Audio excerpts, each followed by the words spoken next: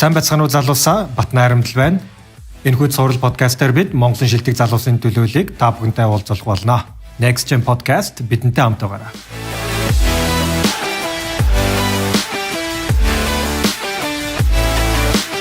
За сайн байцгаана уу залуусаа, Next Gen podcast-ийн дараагийн дугаар та бүхэндээ хүрэхэд бэлэн болоод байна.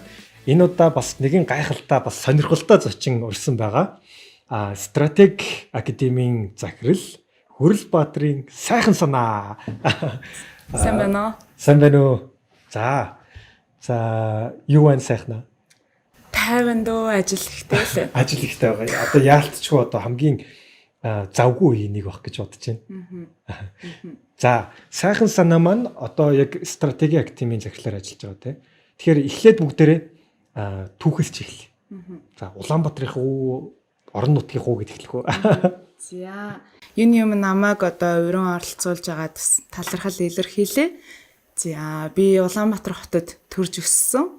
Нийслэлийн 23 дугаар дунд сургууль Японы ангид суралцсан. За тэгээд цаашлаад түүхээ хоёлаа тухтай ярих уу? За тийм. 10 жилийн хэдэн онд төгссөн гэсэн үг? 10 жилийн 2005 онд төгссөн. 2005 онд тийм. За 10 жилийнхаа дараа тэгээд таашчгүй. Тэгээ их сургуульд Монголд нэг жил сурж агаад Хятад руу сурахаар явсан. Хятадын жилийн нэг сургуульд улс төрийн ангид сурсан. Тэгээд анх миний мөрөөдөл болохоор зураач болно гэж бодож байсан. Тэгээд зургийн ангид орох гэсэн дэмжих хүн байхгүй болохоор урлагийн хүн болдгоо бол улс төрийн хүн болчихгээд улс төрийн ангид анх орж исэн. Толгой сүл холбоод орсон юм биш үү? Харин тий. Уран зохиол бас хийж болно шүү дээ. Уугаар хэлж байна. Тухайн үед яг тэгэл тохиол бүрдээд яг улс төрийн ангид орж исэн. Тэгээд жилийн нэг сургуулийг онц дүнтэй төгсөөд тэгээд араас нь дахиад магистрт сурахаар Шанхайд их сургууль руу явсан. За зааж байгаа. Жилийн нэг сургууль чинь хаана үтгэлээ? Жилийн нэг сургууль гэдэг нь одоо Хятадын зүүн хойд хэсэгт хуучин халахын голын дайны үеэр монголчууд яг тэнд байрлаж Японтой дайцчихсан газар гэж хэлдэг. Тэгээд Японуудаас тэнд нэлээд байсан учраас нөгөө нэг одоо ингээ хавар сакура ургадаг тийм газар. Тийм үү те. За тэнд бакалавра. Одоо нэгсэнтэй тэр нөгөө засгийн газрын тэтгэлийг бас авсан уу? Тийм, засгийн газрын тэтгэлэг аваа явсан. Тэгэхээр тэр чинь гэтээ эхлээд хэл сурах хэрэгтэй. Тийм би энд нэг жил их сургууль татаас Хятад хэлний ангид байсан. Энэнийг дахиад урагшаа ярих юм бол манай ээж Хятадд одоо Монголоос хамгаалсан анхны шинжлэх ухааны доктор ухааны сургуулийг төгссөн. Тэгээ манай ээж суралцж байгаа хугацаанд нь би ээжтэй хамт ухаанд бас 2 жил байсан. Тийм учраас тэгээ Японы хэлний суурьтай дээр нь Хятадд 10 жилдээ 2 жил ясан учраас нөгөө их сургууль байх хугацаанд Хятад хэлний шалгалтын хамгийн дээд оноог нь авсан. Тэгээд Хятадын засгийн газрын тэтгэлийн шалгаруултанд ороод хэлний бэлтгэлгүйгээр шууд явчихсан. Тэгэхээр угаасаа ер нь бол Хятад явах нь баг ойлгомжтой байсан юм биш үү? Тийм, Япон явах уу, Хятад явах уу гэж бодож байсан. Тэгээд нэгдүгээр ангиас хойш олон жил Японд сурсан учраас Хятад хэл талдаа илүү сайжруулах хэрэгтэй юм болов уу гэж бодож байсан. Тэгээд тухайн үед бас нөгөө Хятад хэлний хамгийн өндөр оноог нь авчаад засгийн газрын тэтгэлэг зарлахаар нь оролцсон. Тэгээд гол нь би тэнцээгүй. Тэгээд би уг нь юун дээр нь тэнцээгүй. Уг нь Хятад хэлний HSK гэдэг нөгөө шалгалтын 10 зэргийг авсан. Хамгийн өндөр нь 11 байдаг. Тэгээ Монголоос тухайн жил 2 хүн авсан гэж бас Бээжинд амрах эрх энтрээ шагнагдчихжээ. Тэгээд яг засгийн газрын тэтгэлэгт материалаа 2 сард 2006 5 онд шүү дээ тий. 2006 онд 3 сард материалаа элчинд өгөөд тэгэхэд ярилцсанд орох хүмүүсийн хамгийн ихэнд нь баг миний нэр байх гэдэг амар ихтгэлтэйсэн. Тэгсэн чинь ярилцсанд орох 23 хүнийх нь нэрэнд нь миний нэр байгаагүй. Тэгээд нөгөө гадаа нь бослог хийгээд тэгээд тухайд өөрөө ч залуу жоохон байсан 16 настай. Тэгээд элчингийнхантай уулзаад яг ярилцчихсэн. Тэгсэн боловсролын яамнаас миний материал очоогүй байсан. Тэгээд 2006 Тэгээ 2006 оны 3 сард. Тэгээд миний материал очоогүй байх гэж чамд дахиад өөрт материал ч мэн үг гэхэд бас нөгөө юмаа байнга бэлтэж явах хэрэгтэй гэдэг нөгөө Япон багш нарын зааж хэлснээр ашгүй бас нөгөө тэтгэлэг төгсөн материалаа 2 хөө бэлтцсэн байсан. Тэрийг шууд гаргаад өгсөн. Тий, тэрийг гаргаж өгч исэн. Тэгээд манай ээж бас хамт байсан. Тэгээ өгсөн чинь дахиад юу яригээд 7 хоногийн дараа дуудаа. Тэгээд 7 хоногийн дараа намайг дуудаад Өвөр Монгол руу чамайг сургуулъя гэд. Тэгээ Өвөр Монголд нэг бараг 100 200 тэтгэлээсэн. Тэгээд би ингэж хичээснийх Өвөр Монголд очихш би заавал эхний 10-т орох шилдэг сургуульд нь орно гэд. тэгэж хэлчихсэн. Тэгээ манай ээж гайхаад одоо хүртэл хэлдэг тийм 16-т жоохон охин байж тэтгэлэг тэнцээгүй. Заамаа үгүй гэсэн чинь үгүй гэдээ бас голоод би яг хаашаа явна гэдэг тэрэндээ айгу өөртөө ихтэйсэн. Тэгээд над чи айгу юу л да. Миний үед ч гэсэн айгу тийм эмзэг сэдв. Гэхдээ бол бид нэр заавал нээлттэй бас ярих ёстой сэдв нэг гэж бодож байгаа. Миний үед ч гэсэн бас яг Харвардад тэнцчихэд тэгээ товцсон сургууль төгсөг нөгөө ордог те засгийн газрын тэтгэлэгт ороод бас тэнцээгүй. Тухайн үедээ уул нь бол яг миний төгссөн сургууль тэдний нөгөө дэлхийн шилдэг 100 сургуулийн жагсаалтанд нэгд орж исэн ч гэсэн бас л яг миний нэр ороогүй л байсан л та. Харин тий амар тэгээд хамгийн гол чи айгүй гоё хөөрөө хөөцөлдөж авсан байна тий шодрогс юм дээр өөрөө тий дуу олоогоо хүргээд тэгээд шууд ингээд нөгөө хятадтай элчинтэй одоо нэгсэнтэй шууд очиод тарьсан юм байна шүү дээ тий. Тэгээд тухайн үед тэгээд за тэгээд 7 хоногийн дараа тэгээд яхаа өвөр Монгол явах гэхээр нүгэ эхний топ 10 сургуульд нь очимоор байна гэж жагсаалтаас нь харж чаад тэгээд би очиж сайн сурч чадна гэд тэгсэн хятадын жилийн нэг сургууль руу тухайн үед бол 5 дээр бэлэгдэжсэн сургууль тэгээд тэнд сурах тэтгэлэг өгчээсэн. Тэгтээ бас юу байсан нөхцөл тавьжсэн. Тухайн 2007 онд жилийн Азийн өвлийн наадам болно. Тэрний төлөөлөгчд ирж байгаа. Энд Олимпийн орооныхонтой уулзсан. Чи тэр хүмүүст орчуулах юм. Үнэхээр ядад хэлчин сайн байх юм бол чамааг явуулна гэсэн. Тэгээд тэндээс төлөөлөгчдэрээ Олимпийн орооныхонтой уулзгаад одоо тухайн дотгон цаг авах байсан. Бүгднтэй уулзаа, танилцаа, орчуулгыг хийгээд тэгээ яг тэтгэлгээ 9 сард аваа явчихсан. Тэтгэлгээ бас авахын тулд бас тий. Бас дахиж шалгуулсан юм байна шүү дээ тий. Гой түүхтэй байна. Яг ингээд өөрөө юмныхаа тэрнийхээ араас хөөцөлдөж яваад тэ бас яг бүтээгээд тэндээс сурсан. Тэгэхээр наа чи айгу гой сонсогч байна. Тэгээд хамгийн гол нь нөгөө бакалавра төгсөхдөө уг нь бол яг хятадлыг зааж өстой яг жоохон сурчлаа даа гэж бодож идэл бакалавра төгсөх болсон. За тэгвэл би магистртээ сурах гэж бодсон ч гэсэн нөгөө нэг тухайн үед засгийн газрын тэтгэлэг монголоор дамжуулж авах гэсэн нөгөө нэг амар асуудал үүссэн учраас тэрнээс айгүй эртлээс сэргийлээд ерөөсөн монголоор дамжихгүй өөр ямар суугаар тэтгэлэг аваад үргэлжлүүлээд энд сурах боломжтой ингээ хайсан чинь яг үнийг хэлэхэд бол яг хэлийн мэдхэд бол зөндөө олон тэтгэлэг байд юм бэлээ. Тэгээд яг бакалаврынхаа 3 дахь курсээс ахуулаад тэтгэлэг хөөцөлдөж эхэлсэн. Тэгээд хөөцөлдөж явж байгаа 4 дугаар курстэй яг хамгаалтан дээр эцсийн 5 сургуулиас урилга авчихсан. Монголоор ерөөсөө дамжааг. За ямар 5 сургууль вэ? За Шанхайн 3 сургууль байсан, Чумчины их сургууль байсан, өөрийнхөө сурж байгаа бас сургууль байсан. Чумчины. Тийм Чумчин гээд бас эцтэй маш Чумчин гэсэн үү? Тийм Чумчин.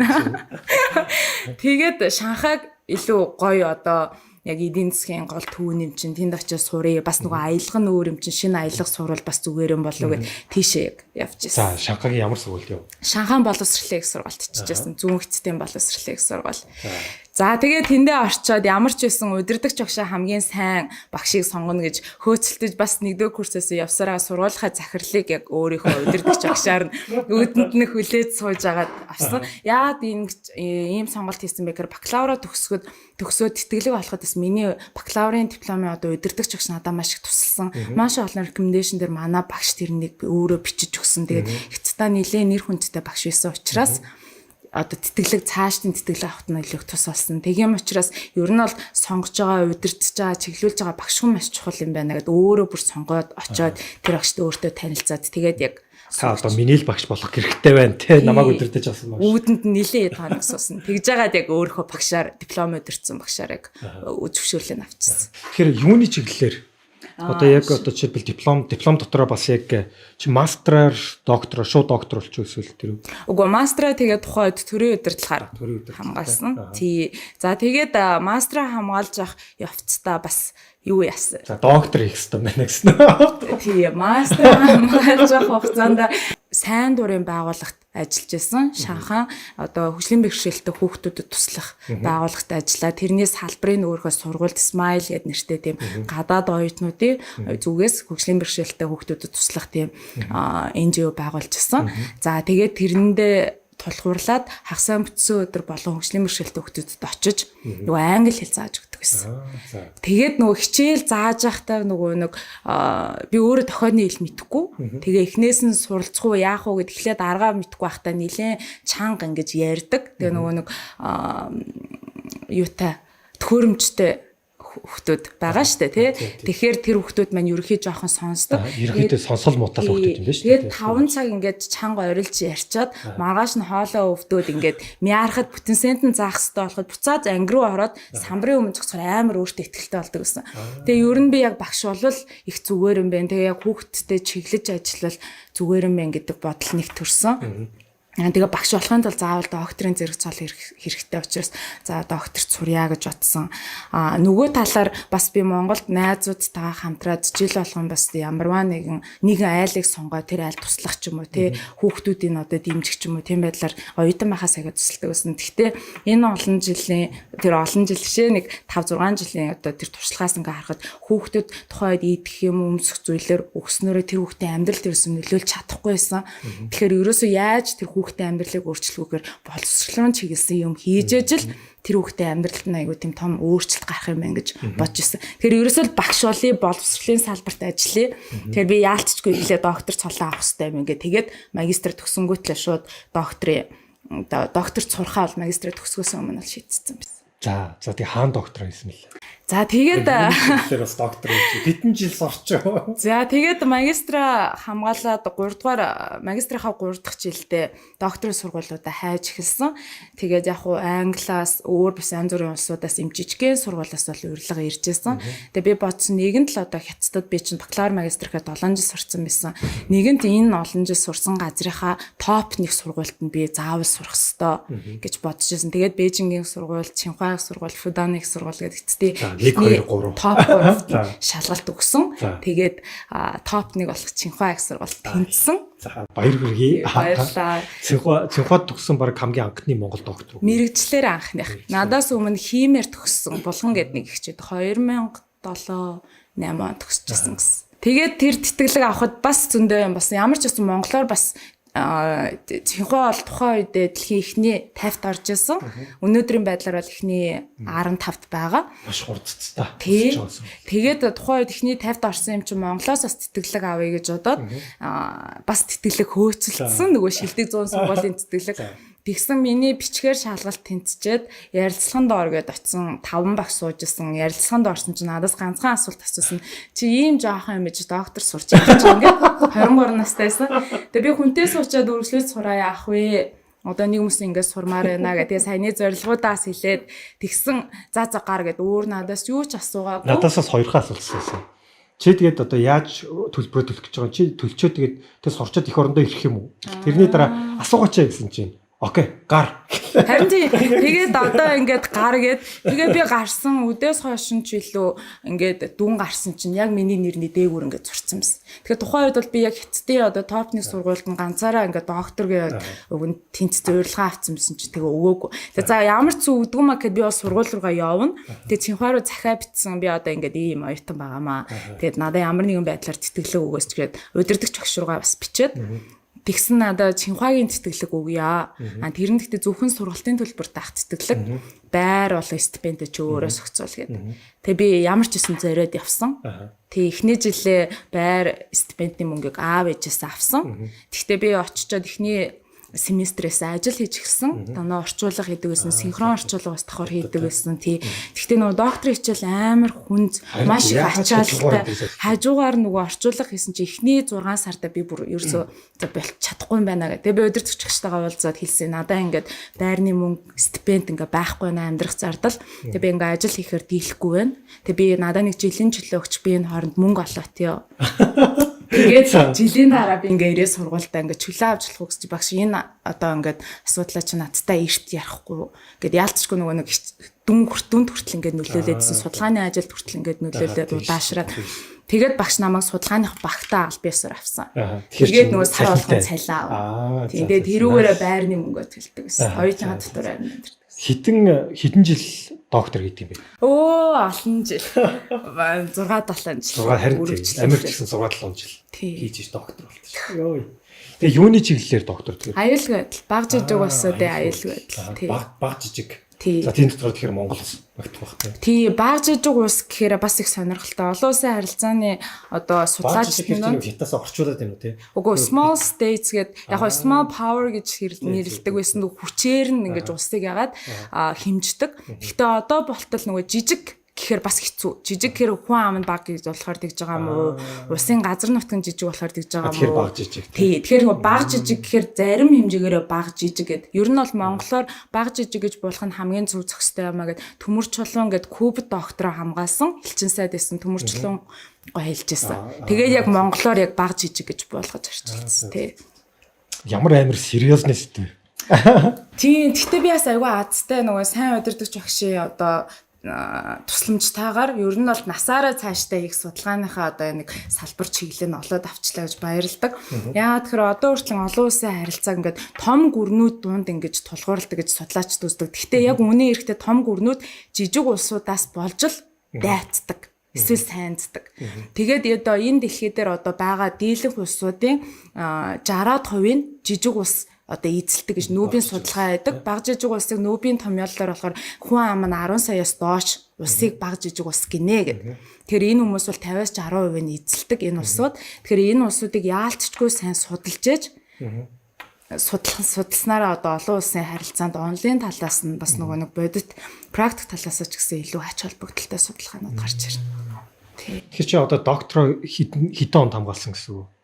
Доктороо хамгаалаад 18 онд шууд Монголд ирсэн. Би хонхны баяртаа орж амжаагүй.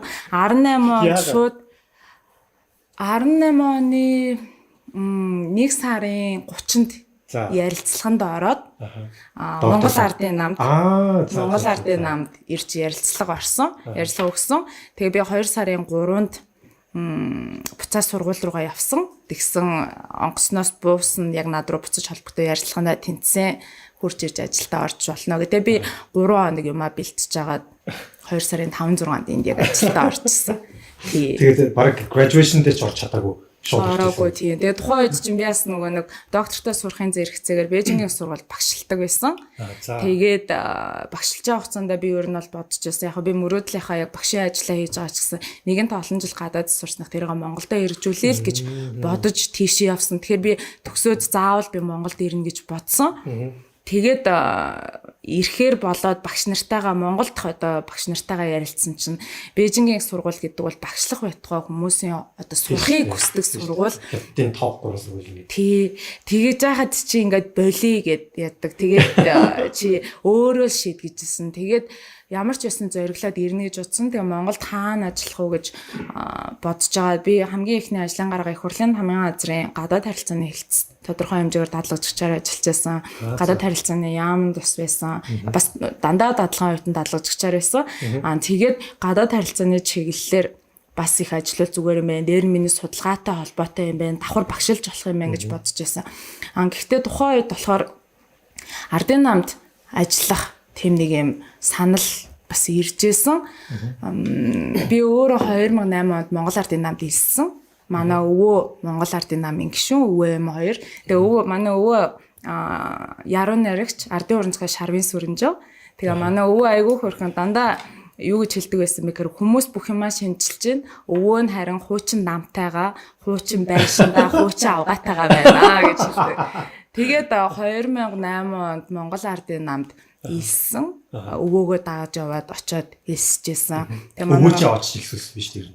Манай өвөө намайг жоохон бахаас эхэлж шилдэг байсан. Монгол Ардын намд үеийн үед хамгийн шилдэг сэхэтэн бүх хүмүүс шилэгдэж орж ажилладаг байсан гэд. Тэгээ тэр үзэл бодол надад маш их нөлөөсөн байсан. Гэтэ би өөрөө 2006 оноос өөрөө улс төрийн ангид орсон. Өөрөө улс төрөөр судлаад онлайн судалсан. Тэгээ ер нь бол Монголд одоо аль нам нь ямар бодлого хэрэгжүүлдэг вэ гэдэг тухайн үед ойлголт бол яг үнийг хэлэхэд бол сайн байгаагүй. Гэхдээ ямар ч хэлсэн ихтгэл үнэмшлээрээ өвөөгөө дагаад очиж илсэжсэн. Тэгээ 2009 он 10 онд Монгол Ардын намын гадаад харилцааны хэлтс дадлагжигч хийжсэн. За. Тэгвэл бас тэгвэл аппарат байсан. Одоогийн ерөнхий сайд оюун эрдэнэ тухайн үед Монгол Ардын намын байгуулалтын газрын дарга байсан. Гадаад харилцааны хэлтстэй ажиллаж байсан. Тэгээ яг 10 жилийн дараа ажиллаж байсан газартаа ирэх боломж нь байсан. Гэтэ ярилцлага өгсөн. Ярилцлага өгөөд надаас чи улс төрийн ажилтнаар орох уу гэж асуудсан. Тэгээ би хэлжсэн би яг шийдвэр гарах төвшөнд нь бодлогын хэмжээнд одоо очиж ажилламаар байна. Үгүйгээр надад өөр ажиллах зөндөө олон урилга ирсэн байна гэд өнгөрт бас судалгааны хүрээлэнд ажиллах урилга ирсэн байсан. Тэгээд за буцаа ярилцаа чи явжээ гэд. Тэгээд надад харин тэр ялч 3 хоногийн дараа тэгээд за чи тэнцээ хурж иргээд. Тэгээ 2018 оны 2 сараас эхэлж Монгол Ардын намын гадаад харилцааны хэлтсийн дараагаар томилогдож ажилласан. Тэгэд ерөнхий нарийн бичгийн дарга тэгтээ ярилцлаганд орж нөгөө нэг ажиллаа авсан хүн шүү. Тэгээ энийгээ дагаад өөрөө одоо тууштай хариуцлагатайгаар гэж тохиолд хэлчихсэн. Аха. За одоо Монгол Ардын намд гадаад харилцааны хилцэн тэгээд бас хэдэн жил ажиллаж байгаад тий. За тэгээ одоо стратеги активын захирлаар ажиллаж байгаа. Тэгэхээр ер нь бас ингээд залуучууд те одоо жишээлбэл нам гэдэг ч юм уу те намын институт үзэхэр нэг л тийм нүсэр эсвэл тийм одоо кул биш ч юм уу те хол эсвэл амар улс төр бизнес дургуйч гэдэг юм уу те. Тэгэхээр ингээд тэр чиний үзэл бодол ч гэсэн яг орхоос өмнө ямар хөө байсан орсны дараа бас ингээд харьцуулахад ямар хөө орхоос өмнө болохоор нөгөө өвөгийн хилдэг байсан тэр нөгөө хамгийн шилдэгүүд нь Монгол Ардын намд одоо шилэгдэж ордог байсан шүү миний хөө гэж хэлдэг байсан айгу тод үлдсэн. Тэгээд Ардын намд ингээд яг хэлцэн дараагаар ороод яг тийм хүлээлттэй орсон. Зарим нэг талаараа хүлээлтэнд бол тэнцсэн, зарим нэг талаар бол хүлээлтээс шал өөр байсан. Гэхдээ хамгийн тонд харагдсан юм нь юу вэ гэхээр маш их боломж тэнд харагдчихсан. Боломж шийдвэр гаргах төвшөнд шууд ажиллах боломж харагдчихсан. Ганцхан жишээ дурдахад тухайд Хятадын Сунчинлин гэдэг сангийн ерөнхийлөгч энэ хүүхд рүү чиглэсэн Хятадын хамгийн том сан ерөнхийлөгч нь Монголд ирэх болоод тэгээд тухайн ерөнхий сайд Монгол Ардын намын дараа хүрсэхдээ уулзах үед нь намын уулзалт учраас гадаад харилцааны хэлцээс ярианы сэдвийг бэлтгээд тэгээд би ч одоо анхны удаа одоо улсын ерөнхий сайдын одоо хэлэх үгийн ярианы сэдвийг бэлтээд за тэгээд бэлтлээ үг өгүүлбэр болгоны ард одоо манай багийнхан байгаа миний 10 хэдэн жил хийсэн судалгаа одоо бүх зүйл байгаа тэгээд тэгэж бичээд ямар ч байсан өгсөн тэгээд уулзалтын үеэр өөрөө орчуулгаа хийчих гэсэн за тэгээд хийя гэд очсон яг ерөнхий сайд ингээд үгээ хэлэх үгээ нээгтэн манахаас бэлдэж өгсөн үг тэрийн дээр нь тодруулсан, зурцсан, бичсэн байсан. Тэгээд би маш олон бүр оюутан байхаас эхэлж бодож явж байсан хүүхд рүү чиглэж хий гэж бодож исэн зүйл болгоно тэрэнд оруулж бичсэн байсан. Тодорхой хэмжээний салбарын судлаачтай ярилцсан. Яг тэр болгоныг шийдвэр гаргах төвшний хүнээ амаар нь хилүүлэх боломж гарч ирсэн. Тэр ерөөсөө шууд шийдвэр гаргах төвшөнд одоо нөлөөлж ажиллах яг тийм ажлын орчныг бүрдүүлж өгсөн. Дээр нас бусад газар хэлтсийн дараанаар дээр намын ерхий нарийн бичгийн дараа амар ойсглон тэгж ерөөсөө одоо ийм санаачлагтай байна, ийм өөрчлөлт хийх гэхэд бол үгүй гэхтгүй маш их сонсдог. Тэрнээс ингээ ажиллах орчны маань аягүй их гой бүрдүүлж өгчсэн. Тэгээ бас гой сонсогч юм л да. Ерөнхий сайд маань те одоо жишээлбэл ингээд Хятадын тийм том төлөөлөгчтэй уулзж байхад яг тэрний үгийг нь те ард нь ингээд докторийн судалгаатай одоо ард нь ингээд яг доктор хийсэн тэр мэрэгчлэр ажилласан залуу Монгол бүсгүй тэрийг нь бас боловсруулаад салбарынхаа экспертүүдтэй те ярилцаад ингээд гаргаж ирсэн хэр надаа залуу хүний үед маш гоё сонсогч чинь. Харин баярлалаа. Тэгэхээр яг одоо бас энэ өнцгөөсөө ч гэсэн энэ бол миний бодлоор бол ганцхан жишээ бол биш те. Тэгэхээр хүмүүс одоо жишээлбэл магадгүй Монгол Ардын намыг те одоо жишээлбэл яг хүмүүс ойлгохтой илүү хөгшинч гэдэг юм уу эсвэл те 100 жилийн түүхтэй ч гэсэн бас хөгшин байх албагүй ш. Тэрний яг ард нь ингээд жишээлбэл яг гол ажлыг ингээд ийм залуучууд ийм мэдлэг боловсролтой залуучууд ингээд тэр ажлыг цаасны ажлыг ингээд хийгээд тэр нь ингээд шийдвэр гаргах төвшөнд ингээд явдаг гэхээр одоо бас бахархуу штэ сонсогч юм л та. Харин тийм тэгээд ер нь бол хүмүүс бас сайн мэдхгүй зүйлээ ч юм уу бас жоохон өөлөх хандлагатай байд юм шиг санагдсан. Тэгэд хэрвээ үнэхээр эсвэл сайн мэдээд бас тэрийг хэрвээ онцгой гэж үзэж байгаа юм бол дунд нь ороод өөрчлөх ёстой л гэж бодож байна. Гаднаас нь шүмжлээ суух юм бол шүмжилж байгаа юм нь бол хизээч өөрчлөгдөхгүй. Тийм. Тэгээд бас яг энэ түүхийг бас энэ залуучуудтайгаа хуваалцаад яг Монгол Ардын намын жишээлбэл аппарат дотор ажиллахад яг ямар юм явдаг те ямар хүмүүс ажилтдаг гэдгийг бас тод жишээ энэ подкастер дамжиж залуучууд маань хүрэх болов гэж бас бодож байгаа. За одоо хоёлоо стратеги актив ярив. За стратеги актив одоо яг юу гэдэг байгууллага хизээ томилогдов?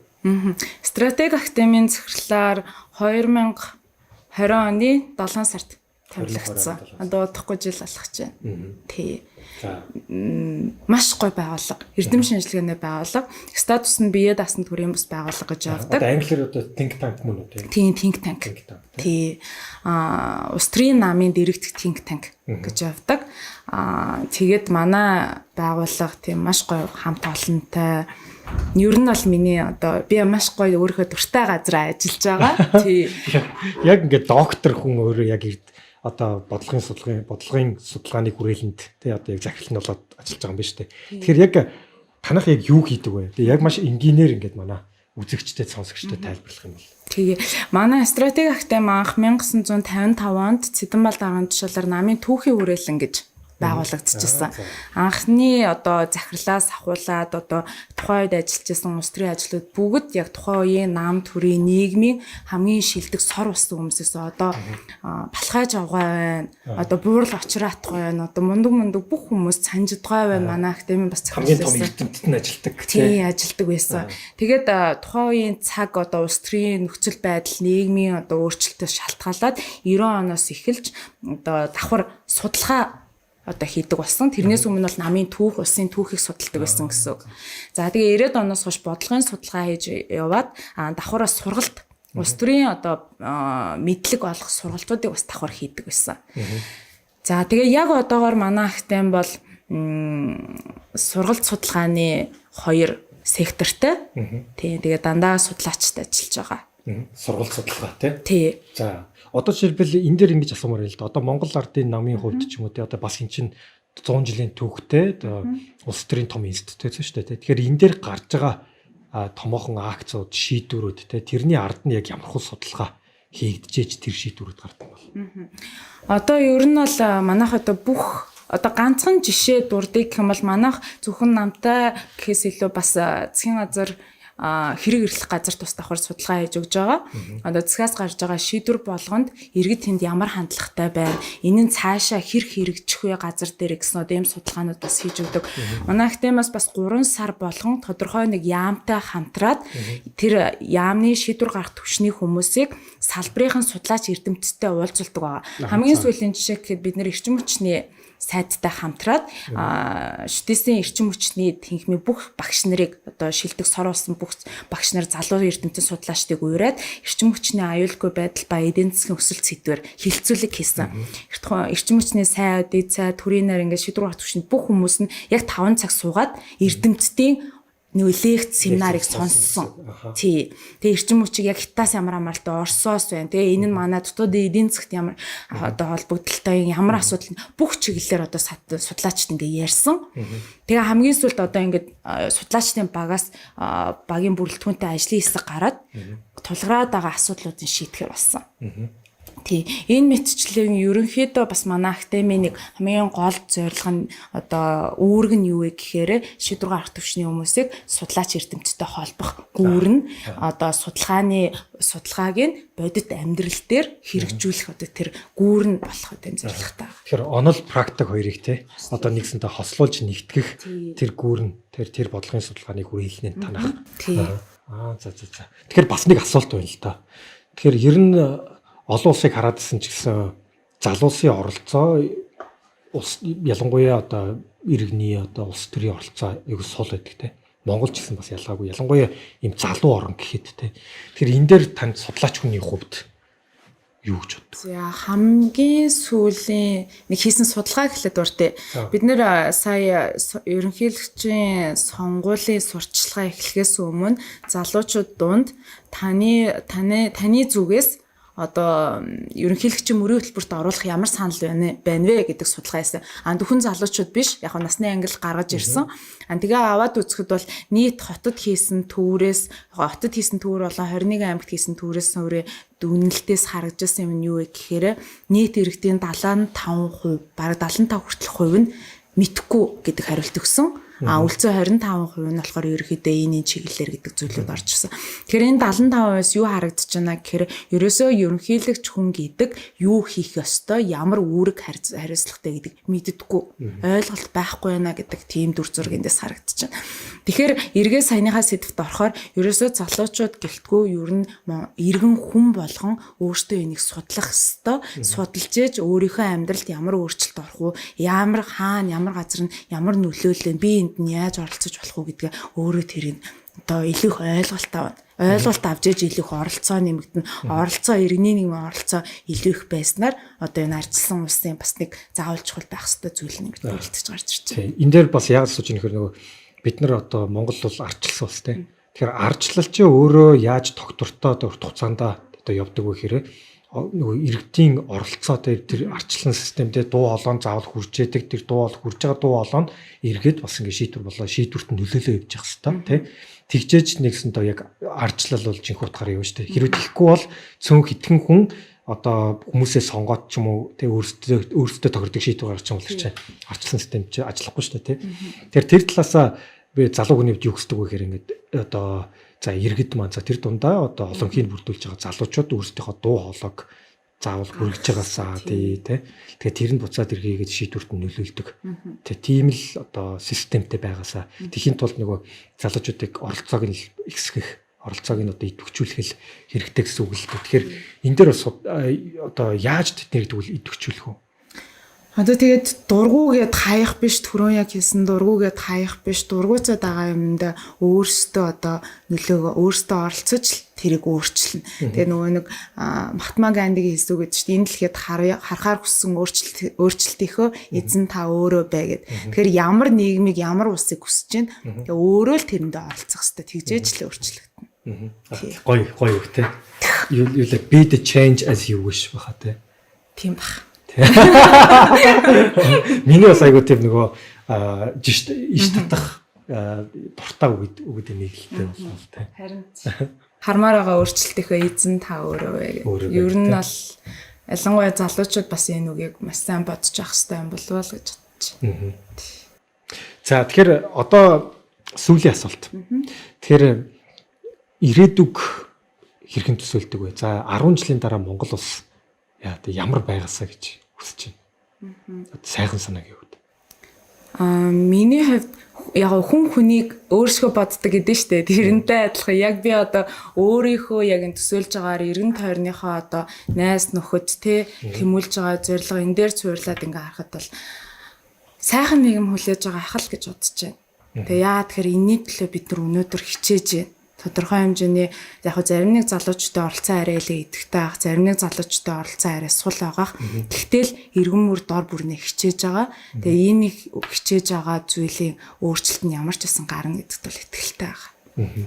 Залуу хүний хувьд би ч бас итгэлтэй байгаа. 10 жилийн дараа магадгүй те бид нэр өөрсдийн төр хүсэжсэн эсвэл гадаад очиод энэ ямар гоё орн бэ биш те. Их орондоо нэг тэр гадаад утсан гоё одоо зүйл нь байдаг те өдөр тутмын бид нэр тийм одоо хэрэгэлдэг тийм одоо бас хүүхэд залуучуудын хүсэл мөрөөдөл нь биелдэг тийм нийгэм төсөөлж байж байна. Энэ мөрөөдөл зорилго биелнэ. Биелнэ гэдэгт итгэлтэй. За би ч бас итгэлтэй. За тэгээд энэ хүрээд бид хоёрын ярилцлага маань өндөрлөж байна. Тэгэхээр бидний урилгыг маань хүлээн авч тэгээд бас нээлттэй чөлөөтэй ярилцсан сайхан санаа судлаачтай баярлалаа. Баярлалаа. Амжилт хүсье. За чамд ч гэсэн бас амжилт хүсье. За энэ хүрээд энэхүү дугаар маань өндөрлөж байна. За дараагийнхаа дугаар хүртэл түр баярлалаа.